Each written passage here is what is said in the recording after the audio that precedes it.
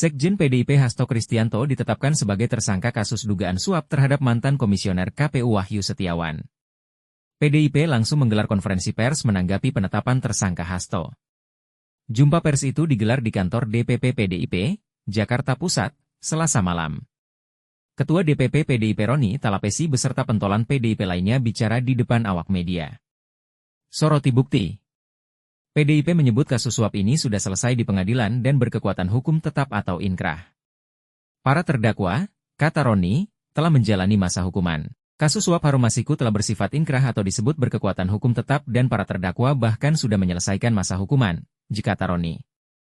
Dari seluruh persidangan yang berlangsung, imbuh Roni, tidak ada bukti yang mengaitkan Hasto dengan kasus ini. Seluruh proses persidangan, mulai dari pengadilan tipikor hingga kasasi, tidak ada satupun bukti yang mengaitkan Sekjen DPP PDIP dengan kasus suap Wahyu Setiawan.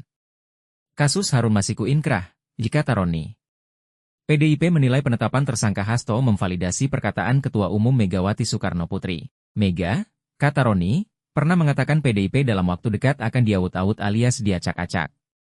Penetapan Sekjen DPP PDI Perjuangan ini mengonfirmasi keterangan Ketua Umum PDI Perjuangan Megawati Soekarnoputri pada 12 Desember 2024 bahwa PDI Perjuangan akan diaut-aut atau diacak-acak terkait Kongres 6 PDI Perjuangan, kata Roni.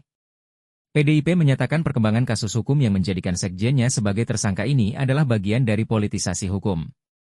PDIP juga menganggap kasus ini adalah pemidanaan yang dipaksakan. Singgung pemecatan Jokowi dan Gibran. Roni menilai upaya penetapan tersangka itu lantaran Hasto selalu tegas menyatakan sikap parpol yang menentang upaya perusakan demokrasi.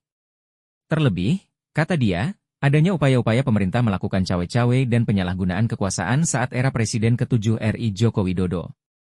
Bahkan, sikap tegas ini baru terjadi minggu lalu ketika partai mengambil sikap yang tegas dengan memecat antara lain 3 kader yang dinilai telah merusak demokrasi dan konstitusi, ujarnya. Roni juga menyayangkan bocornya surat pemberitahuan dimulainya penyidikan, SPDP. Padahal, menurutnya, SPDP bersifat rahasia dan hanya diberikan kepada pihak terkait. Pembocoran SPDP yang bersifat rahasia kepada media massa publik sebelum surat tersebut diterima yang bersangkutan. Ini adalah upaya cipta kondisi untuk mendapatkan simpati publik. Semua dapat dilihat dan dinilai oleh publik, ujarnya.